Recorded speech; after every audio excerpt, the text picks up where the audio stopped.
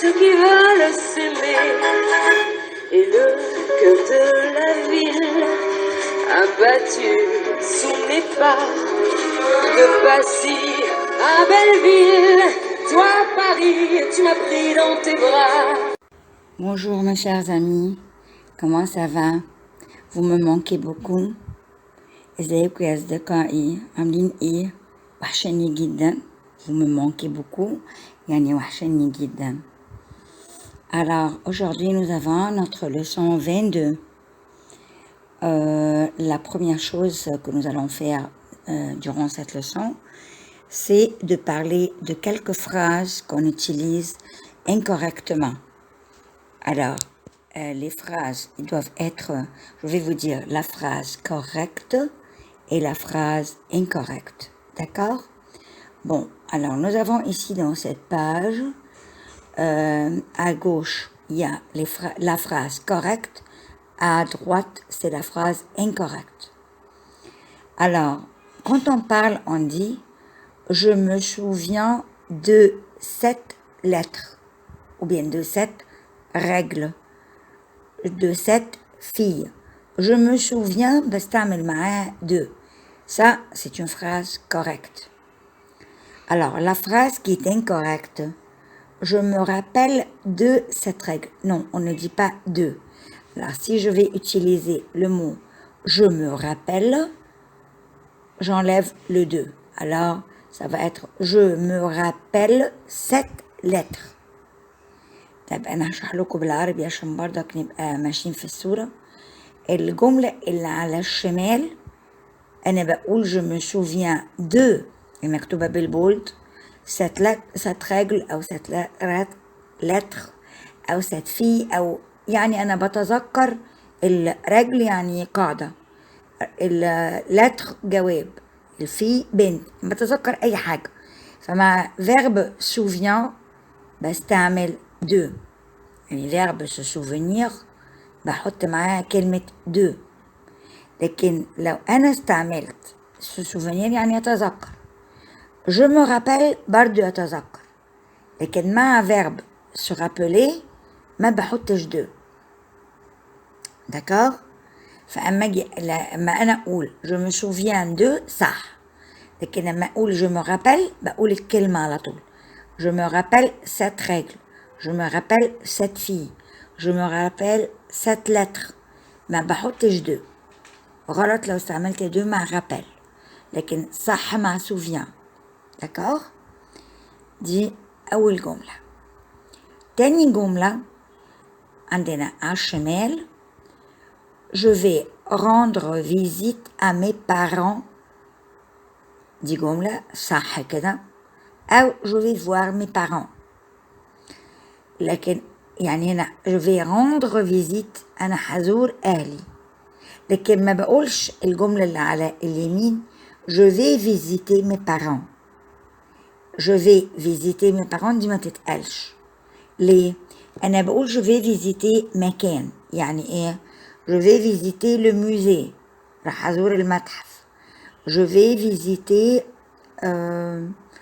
مثلا ما أعرفش l'école mon ancienne école راح مدرستي القديمة أزورها لكن ما بقولش visiter mes parents أما أقول verbe visiter وحده كده دوت عشان مكان لكن بني آدمين بقول je vais rendre visite à d'accord ده نيجي بقى الجملة التالتة على الشمال ميل ميرسي ميل يعني ألف شكر ألف ما بتاخدش اس ميرسي تاخد اس لكن ميل ما بتاخدش اس فبقول ميل ميرسي فالميل ما تاخدش اس ميرسي تاخد اس d'accord bien sûr à droite c'est faux طبعا اللي على الجنب غلط اللي على اليمين bon la quatrième phrase je voudrais faire partie du groupe يعني أنا عايز أكون جزء من الجروب ده يعني أشارك في المجموعة دي partie بتاخد e حتى لو أنا راجل أوكي partie بتاخد e ما ينفعش إنها تبقى partie من غير e عشان أنا مثلا راجل ما بحطش لا partie بتاخد E. Je voudrais faire partie du groupe. طب الجملة نمرو 5. لما اجي دايما كتير ايه حد يرفع ايده للمدام في كلاس او في اجتماع او في whatever في انترفيو، يرفع ايده ويقول ايه، عايز يقول ممكن اسأل سؤال، فانا ما بقولش je peux demander une question، غلط. بقول je peux poser une question، هل ممكن اسأل سؤال، يعني poser une question صح، انما demander une question غلط. فانا بلفت نظركم للحاجات الصغيرة دي عشان برضو ممكن واحنا بنتكلم يعني يا ترى هقول دو ولا مش هقول دو، يا ترى احط اس ولا ما احطش اس. فدي عشان نبقى فاهمين انه الصح هو الجمل اللي على الشمال، الغلط اللي على اليمين، وانا حاطه لكم الغلط بالاحمر. داكور. كل مره كده حابه اجيب لكم كام جمله صح او كام جمله ممكن يختلط علينا الامر فيها، يعني ممكن نغلط واحنا بنقولها. داكور. بون. طبعا انا مش قادره اقول لكم لو في حد عنده سؤال، لانه حتى لو عندكم سؤال هتسالوني ازاي whatever. احنا دلوقتي عندنا الباج اللي وراه داخلين على الكونجوجيزون. فاكرين انا المره اللي فاتت الكور اللي فات انا حطيت لكم الترمينيزون بتاعت البرومي جروب والدوزيام جروب.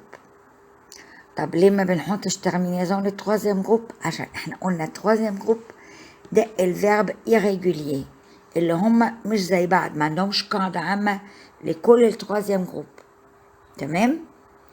طيب احنا من ضمن الفيربات اللي في التروازيام جروب دي، فانا في التروازيام جروب هشتغل معاكم الفيربات اللي بتستخدم اكتر حاجه، او يعني بنستعملها على طول، عشان ديت اللي هتساعدنا. مش هجيب لكم فيرب ما عمره ما حد استعمله يعني.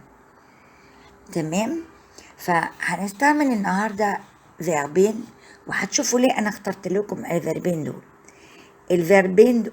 الاتنين فيرب دول، الاتنين افعال دول هما فيرب aller et verbe venir. اول حاجه فيرب aller وفيرب venir دول عندهم استخدام مهم جدا هنشوفه دلوقتي. فهنبتدي بيهم التروازيام جروب، هما الاتنين في التروازيام جروب. لو تتذكروا انه البرومي جروب بالاو ار الوحيد اللي ما كانش في البرومي جروب هو كان فيرب aller، وقلنا او ار لكن هو ده التروازيام جروب. والدوزيام جروب بالاي ار. تمام. طيب احنا عندنا هنا فيرب فينير بالاي ار، بس ده التروازيام جروب مش دوزيام جروب. داكور. طيب هنبتدي بقى دلوقتي نتكلم على فيرب aller. بقول ايه؟ je vais AIS، tu vas AS، il elle on va à، nous allons عشان بنعمل liaison ONS، vous allez EZ، il avec S elle avec S vont VONT. ده verbe aller. ناخد verbe venir.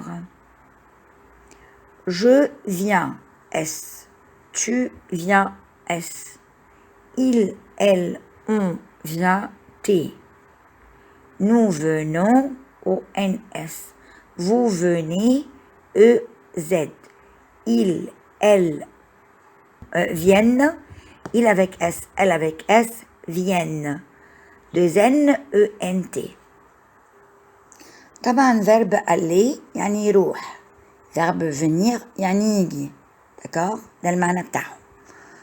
طب خدوا بالكم هنا لو بس si on remarque ici dans le tableau sur cette page là, alors en général les verbes du premier groupe on enlève le ER et on écrit la terminaison.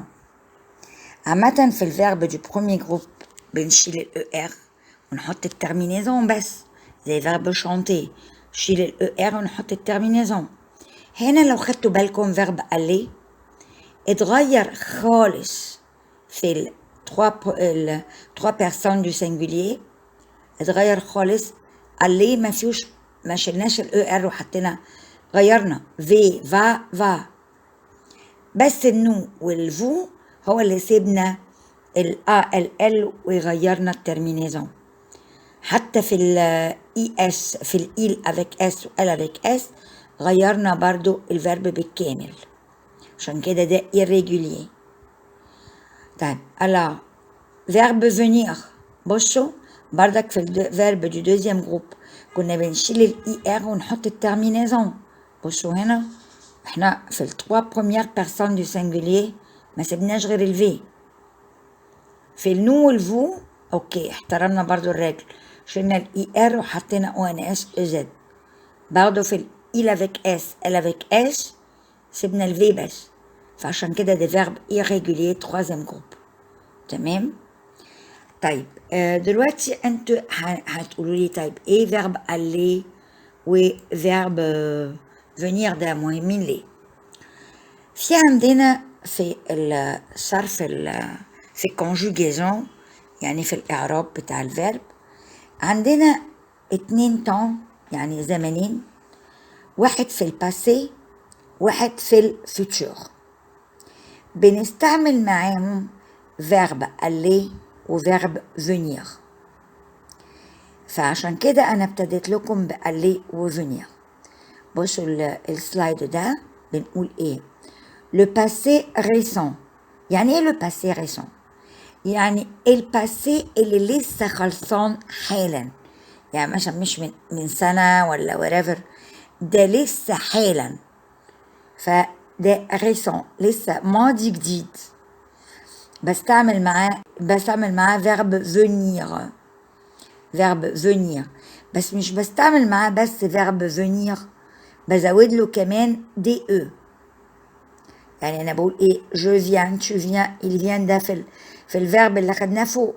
طب لكن انا بزود معاه دو، والفيرب اللي هو انا اصلا عايزه اتكلم عن معناه بحطه في الانفينيتيف.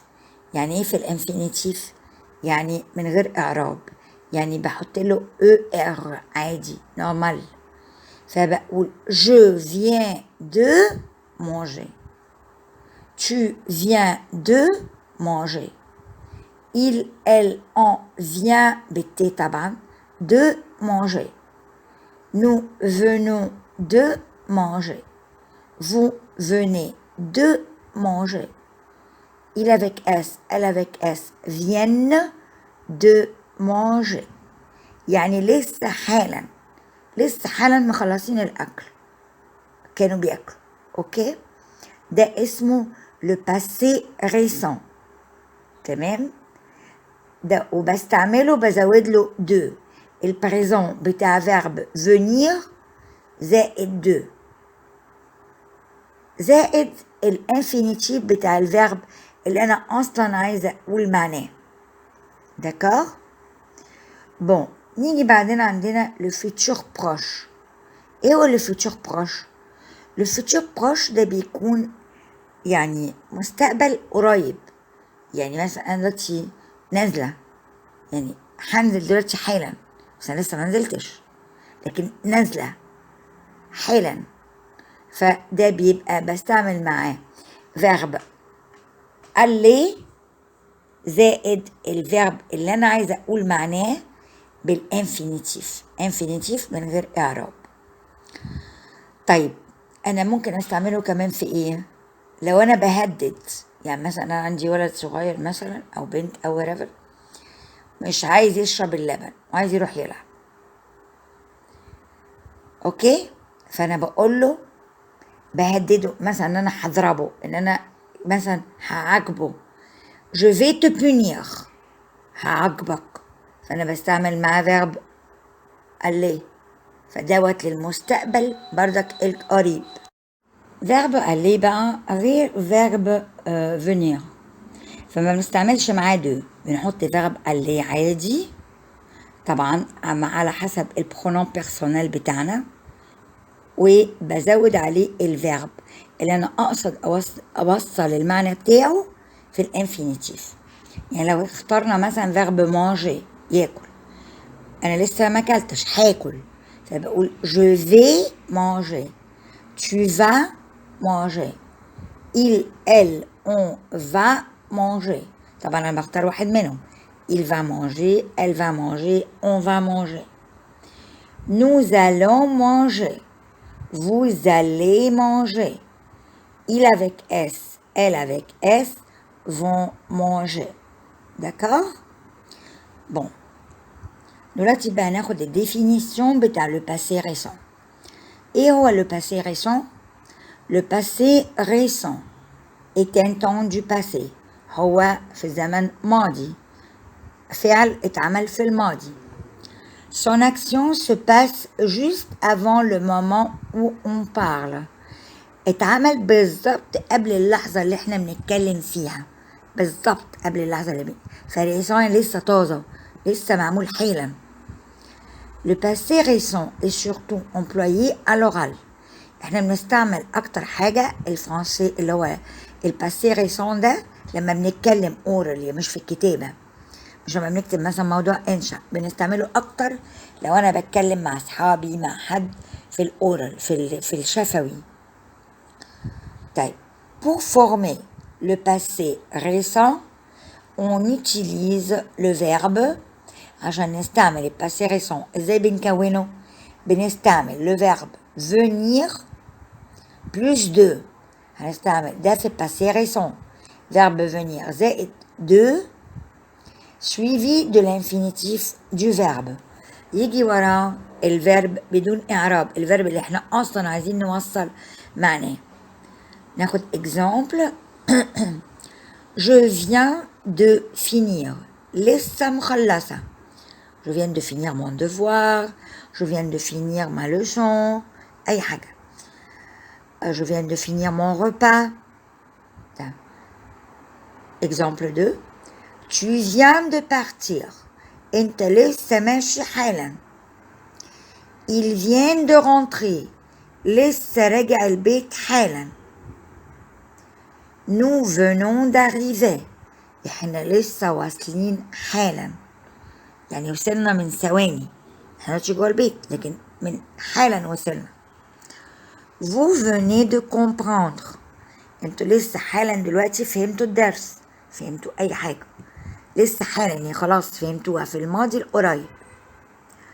Elles au pluriel viennent de commencer.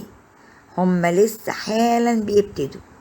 Elles viennent de commencer par exemple l'examen. Elles viennent de commencer leur leçon. Ok, d'accord? Alors, ça c'était le passé récent. ده كان الماضي القريب جدا. Nous avons à présent le futur proche. دلوقتي بقى المستقبل القريب برضه. Et بنقول عليه ازاي الديفينيسيون بتاعته. Pour exprimer une action qui va se dérouler dans un avenir très proche du présent. احنا بنستعمل الفيتشر بروش عشان نتكلم عن فعل هيتعمل قريب، فعل مستقبلي هيتعمل قريب قوي من الحاضر. يعني لو قلت je vais descendre هنزل دلوقتي، يعني انا بفتح الباب ونازله. On emploie le futur proche فبنستعمل له le futur proche. طب ازاي بنكون الفيتشر proche؟ Il se forme avec le verbe aller conjugué au présent. بناخد verbe aller في البريزون suivi de l'infinitif du verbe ووراء الانفينيتيف بتاع الفيرب اللي احنا عايزين نوصل معناه. Exemple. Je vais voyager dans 1 heure. يعني أنا مسافر أو مسافرة بعد ساعة، فده قريب يعني ساعة هسافر، يعني هسافر إن شاء الله بدون مقاطعة يعني. Tu vas partir ce soir. أنت هتسافر النهاردة بالليل؟ دي question. Elle va au cinéma dans 1 heure.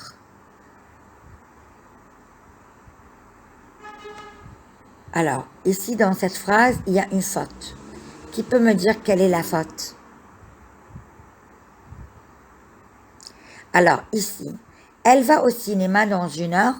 Ça, c'est pas très correct. Parce que moi, j'ai employé ici le verbe aller. Mais c'est pas avec un autre verbe. Donc, ici, ce n'est pas le futur proche. فينا غلطة. أنا كنت عايزة حد يقولها لي بس تقريبا ما حدش عارف يرد عليا. Elle va au cinéma dans 1 heure. أنا هنا استعملت va كفيرب aller. يعني هتروح السينما بعد ساعة. لكن مش هو ده الفيتشر بروش. عشان الفيتشر بروش لازم بعد va يكون في فيرب تاني. مثلا elle va aller au cinéma dans 1 heure. هتروح السينما بعد ساعة. فهنا عندنا كان في غلطة بس طبعا يعني المفروض ان انتوا تلاحظوها بس ما حدش هيقول لي حاجة. اوكي، فلو انا استعملت va وحده ده فيرب aller لازم يكون وراه فيرب تاني. لو لاحظتم انا حاطه لكم الفيرب aller بين قوسين في نفس الجملة في الاخر. داكور؟ عشان لو ما استعملتش انا فيرب تاني مع elle va خلاص يبقى انا كاني بستعمل فيرب aller وحده. D'accord? Bon. Nous allons écrire une complainte. يعني احنا هنكتب يعني نكتب حالا complainte يعني شكوى. Une complainte شكوى. Alors, j'espère que vous ayez compris le futur proche et le passé récent. أتمنى إن انتوا تكونوا فهمتوا كويس الفيتشر بروش والباسي ريسون لأنهم دولت يعني زمانين سهلين قوي قوي قوي وبيخرجوكم من أي مأزق. يعني أنت عارف كويس البريزون هتيجي تتكلم عن الماضي نسيت الامبارفي نسيت الباسي كومبوزي فده هيبقى سهل قوي إنك تستعمل الباسي ريسون. نسيت الفيتشر هتستعمل فيتشر بروش. داكور؟ فانت لو عرفت بريزون فيتشر بروش وباسي ريسون ممكن يعني تستعمل كذا جملة وهيكونوا كلهم كوريكت. دلوقتي عندنا فوكابولار. احنا اتفقنا ان فوكابولار دي اللي هي الحاجات اللغوية بتاعت اي لغة. يعني انا لما اتكلم مثلا اقول هكذا في اللغة العربية دي من الفوكابولار اللغة العربية. دلوقتي هنتكلم عن فوكابولار الفرنسي. بعض demande بولي يعني طلبات مهذبة. يعني أنا عايزة أطلب من حد حاجة بطريقة مهذبة. بولي يعني مهذب. ده عندنا إكزامبلات ده طبعا عشان نقوي الفوكابولار بتاع اللغة الفرنسيز عندكم. أول حاجة دايما لما بتكلم بطلب طلب بذوق بحط s'il vous plaît. لو كده قبل ما اخش لكم s'il vous plaît انا قلت قبل كده في حصص تانية انه عندنا الفرنش غير الانجليش. انا ما بكلم واحد يعني قدي في السن شخص بنت او ولد قدي في السن او انا واخده عليه وش او كده فانا بستعمل كلمة tu. لو أنا بكلم حد أكبر مني للاحترام أو مش أكبر مني بس سنا ممكن مثلا مدير المدرسة ممكن دخلت في شركة حتى لو أنا ما اشتغلتش في الشركة دي حد مدير يعني حد ليه الاحترام فأنا بستعمل فو. كمان الفو بنستعملها للاحترام وكمان للجمع. وكمان لو حد أنا مثلا حتى لو كان بسني بس أنا مش متعودة عليه. أنا مثلا بشتغل في شركة أو بشتغل مدرسة جت مدرسة جديدة أنا لسه مش متعودة عليها فببتدي بستعمل الفو. وبعدين لما اتعود عليها وسمحت لي أقول لها تشو فأنا بستعمل التشو بقى. فلو أنا هستعمل في الجملة بتاعتي فو يبقى هستعمل مع الفو s'il vous plaît. لو أنا هستعمل التشو فهستعمل في من فضلك هقول s'il te plaît.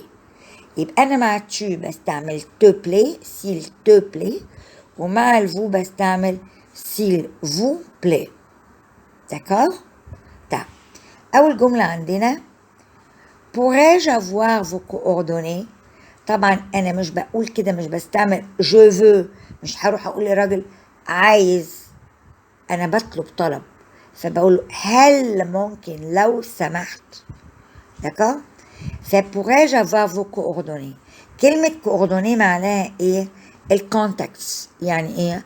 أرقام التليفونات، رقم الإيميل، رقم طبعا الفاكس ده كان زمان وجبر خلاص، رقم الإيميل whatever، مثلا الماسنجر أو اسم الفيسبوك، كل حاجات الميديا اللي هي حاليا سوشيال ميديا اللي بنسميها السوشيال ميديا دي، كل الحاجات اللي ممكن تربطني ان انا اقدر اتصل بيك اسمها كوردوني. d'accord؟ pourrais-je avoir vos coordonnées s'il vous plaît؟ هل ممكن تليفونات حضرتك او زي الكونتاكتس بتاعت حضرتك لو سمحت؟ تاني la deuxième phrase vous pourriez me passer madame Lombard s'il vous plaît؟ انا بتكلم في التليفون فالتليفونيست ردت عليا، انا ما بعرفهاش، فبقول لها بستعمل على طول vous لو حد ما بعرفوش. vous pourriez me passer، هل ممكن توصليني ب مدام لومبار، اسم الست مدام لومبار. طبعا انا استعملت vous يبقى هقول s'il vous plaît. الجملة التانية tu aurais une minute à m'accorder s'il te plaît. هنا انا استعملت tu يبقى مش هقول s'il vous plaît، هقول s'il te plaît. فبقول الجملة بتقول ايه؟ tu aurais une minute à m'accorder، هل عندك دقيقة تديهاني من وقتك؟ m'accorder يعني زي ما تقولي ايه، تسمحي لي بيها، يعني ممكن تسمحي لي اتكلم مع حضرتك دقيقة s'il te plaît. هنا ما استعملتش حضرتك لان بقول tu، حد بقى انا واخدة عليه وش، حد انا بعرفه، حد قدي، s'il te plaît. الجملة quatrième phrase est-ce que vous auriez un plan de Paris s'il vous plaît؟ دايما لما نكون مسافرين في حتت ممكن نشتري من هناك او من المطار او كده خريطة للبلد اللي احنا رايحين فيها. دايما السواح معاهم خرايط، ليه؟ عشان هو يعرف نفسه ماشي فين وجاي منين، خصوصا لو هو جاي وحده مش عن طريق شركة سياحة، يعني عن طريق شركة السياحة بيكون ان هم مجهزين لهم باصات وبياخدوهم يفرجوهم وكده، لكن هو لو جاي وحده بقى كده بالطيارة عامل مغامرة فلازم يكون معاه الخريطة بتاعت المكان اللي هو رايح. فهنا est-ce que vous auriez un plan de Paris؟ هل مع حضرتك خريطة لباريس؟ s'il vous plaît، من فضلك ما ننساش s'il vous plaît و s'il te plaît. La cinquième phrase voudriez-vous m'indiquer la direction des Champs-Élysées s'il vous plaît؟ أنا ماشية في فرنسا في باريس وعايزة أروح الشانزليزيه، وقفت واحد في الشارع أنا معرفوش، فعشان أنا معرفوش هقول له vous، واحد أو واحدة vous، هل ممكن إنك تقولي لي فين الاتجاه بتاع الشانزليزيه لو سمحتي؟ أو لو سمحت. السيل دي الاي ال ملهاش علاقة بمذكر ولا مؤنث، s'il vous plaît دي expression كده اللي زي بالعربي من فضلك، بس احنا بالعربي بنقول من فضلك، لا مفيش، هي s'il vous plaît أو s'il te plaît. Phrase numéro 6 tu pourrais me donner ton numéro de téléphone s'il te plaît؟ أنا استعملت هنا tu، يبقى لما أقول من فضلك هقول s'il te plaît. هل ممكن تديني رقم التليفون بتاعك لو سمحتي؟ d'accord؟ alors phrase numéro 7 tu voudrais bien m'envoyer mon courriel s'il te plaît؟ واحد بيكلم السكرتيرة بتاعته مثلا أو الأسيستنت فبيقول لها ممكن تبعتي لي الايميل بتاعي لو سمحتي.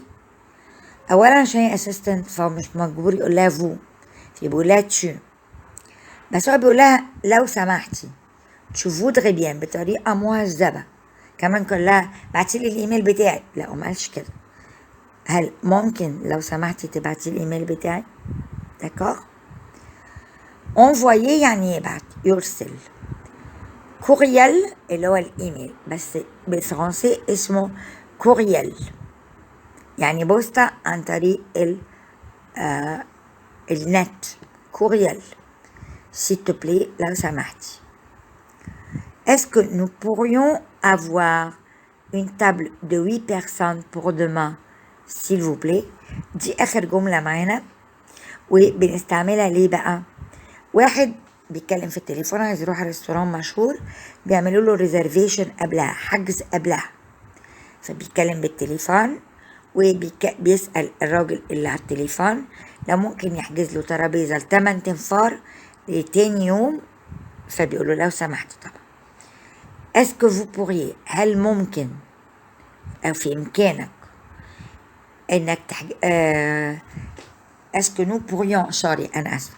Est-ce que nous pourrions هل بإمكاننا نحصل على avoir une table de 8 personnes ل8 تنفار pour demain عشان بكرة s'il vous plaît لو سمحت.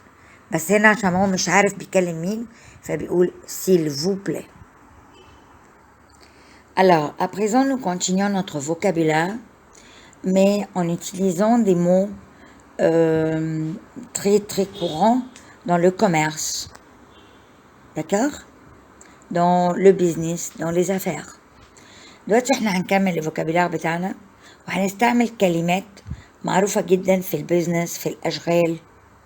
اوكي؟ تمام. لو حد فتح محل، ده في البيزنس، تجارة. ouvrir un magasin، يفتح محل. 2. apprendre le français، يتعلم أي لغة. le français، الفرنساوي. passer une commande sur internet. دلوقتي أنا عايزة أعمل طلبية عن طريق الإنترنت، يعني أونلاين، فاسمها passer une commande، أوصل طلبية عن طريق الإنترنت. 4. former une nouvelle équipe. خلوا بالكم دلوقتي لو انتوا في البيزنس كل حاجة اسمها تيم وورك. تيم وورك يعني هل انت انه انت بتروح انترفيو عشان يشغلوك فبيقولك تقدر تشتغل تيم وورك، يعني لو انت شخص بتحب تشتغل وحدك ممكن ما تصلحش للشغلانة دي. بس نلاحظ اللي عايزين يشتغلوا انه الكلمة دي ان انت بتحب التيم وورك دي كلمة زي ما بيقولوا عليها كيورد، يعني من ضمن الكلمات اللي ايه ممكن تخليهم يقبلوك في الشغلانة. داكور. فكلمة تيم اللي هي ايكيب، ايكيب يعني تيم. فورمي نوفيل ايكيب يعني انا يعني هكون تيم جديد، مجموعة جديدة. 5. partir en voyage، يعني الجملة كده على بعضها partir en voyage يعني يسافر. un échantillon، يعني ايه échantillon؟ يعني عينة. أنا عايزة أروح أشتري مثلا فستان لازم يمشي مع بدلة جوزي، فباخد عينة قماش من الراجل أشوف إذا كان ماتشنج البدلة مع القماشة كده، عينة. في برضو أشغال مثلا يقولك تعالي اشتري بارفان ده فانت مش عارفاه فبيبيع لك عينة أو يديكي عينة صغيرة، إزازة صغيرة، بحيث إن لو عجبك تشتري الإزازة الكبيرة، دي اسمها échantillon، عينة. les points de vente، يعني ايه point de vente؟ يعني أنا مثلا ايه مثلا كارفور، أو بلاش كارفور، أي حد مثلا فودافون عنده مركز رئيسي وعنده أماكن تانية محلات بيع فقط، فالمحلات البيع دولت هم les points de vente. يعني ده مش مركز رئيسي لكن محل بيع. D'accord. 8. Une crème solaire اللي هو الكريم بتاعة الشمس اللي هي بسان بلوك اللي هي بتوقف الشمس عشان ما تحرقش. كريم سولير. Un vendeur بياع. Un client زبون. Un ordinateur اللي هو لابتوب أو كمبيوتر اسمه ordinateur. Une secrétaire سكرتيرة. Un parfum إزازة parfum. Un savon صابونة. Un rayon. rayon ده معناه ايه؟ اللي هو الشلف بالانجليزي. يعني دخلت محل فحاطين ده في حاجات متعلقة بالطول كده بشماعات وفي حاجات محطوطة على الرف. الرف ده هو ريون هو الشلف. اوكي. طيب الريون بقى يعني ايه؟ اللي هو القسم. بيبقوا محطوطين حاجات على الشلف كده بس ده ايه؟ قسم حريمي، قسم اطفال، قسم بارفانات، قسم رجالي. rayon. D'accord. Le rayon des parfums. القسم بتاع البارفانات. Le rayon des habits d'enfants. هدوم الأطفال. Un produit يعني منتج. يعني أي حاجة مصنع أنتجه منتج. المنتج ده بيتقال على أي حاجة بتتباع. يعني إيه؟ اسمها برودوي. يعني مثلا برودوي دو بوتي حاجة الميك اب. برودوي أي حاجة بتتباع منتج تقال على أي شيء. ان كود. إيه هو الكود؟ الكود ده معناته رقم كده معين بيتاخد لحاجات معينة بعينها. يعني في كمان عندك مثلا ان كود دو في يعني طريقة حياة. ان كود الكود ده ممكن يبقى رقم أو ممكن يكون زي قوانين. D'accord. Agence de voyage. Agence de voyage اللي هو بالإنجليزي travel agency اللي هو يعني بتوع السياحة، مكتب سياحة. Une marque اللي هي ماركة يعني مثلا Yves Saint Laurent، كريستيان ديور، كل الكلام ده دي ماركة معروفة. فأنا لو رحت اشتريت مثلا تي شيرت نفس التي شيرت نفس لونه نفس موديله انما ماركة ممكن ادفع 10 مرات تمن الاول. بيسموه كمان غير الماركة دي بيسموه لو ماركة معروفة قوي سينيه. يعني انا لابسة تي شيرت سينيه. فولار سينيه. يعني ايه فولار؟ اللي هو الكوفية. une écharpe سينيه. écharpe ماركة Yves Saint Laurent اي حاجة. اوكي. طيب نيجي اخر حاجة في الفوكابيلار. une carte de visite. يعني ايه une carte de visite؟ يعني انا دلوقتي بشتغل مثلا مندوبة مبيعات راح ازور شركة. طب هم هيعرفوا انا مين منين؟ فانا بديهم الكارت دو فيزيت دي كارت بتاعتي من الشركة بتقول ان انا من الشركة الفلانية وبشتغل شغلتي كذا كذا كذا وارقام تليفوناتي. فدي الكارت دو فيزيت اللي انا بدخلها للمدير عشان يقبل يستقبلني. D'accord. Ainsi nous avons terminé la leçon d'aujourd'hui. خلصنا درس النهاردة. J'espère que vous ayez profité. أتمنى أنكم تكونوا استفدتوا. Et alors à la prochaine si Dieu veut. وإن شاء الله للمرة القادمة. Merci. Avant de vous quitter, je me rappelle de vous abonner à ma chaîne. Merci. قبل ما أسيبكم بفكركم إنكم تشتركوا في قناتي. شكرا. باي باي. Il y a toujours du bonheur dans l'air pour ceux qui veulent s'aimer. Et le cœur de la ville abattu sous mes pas de Passy à Belleville. Toi, Paris, tu m'as pris dans tes bras.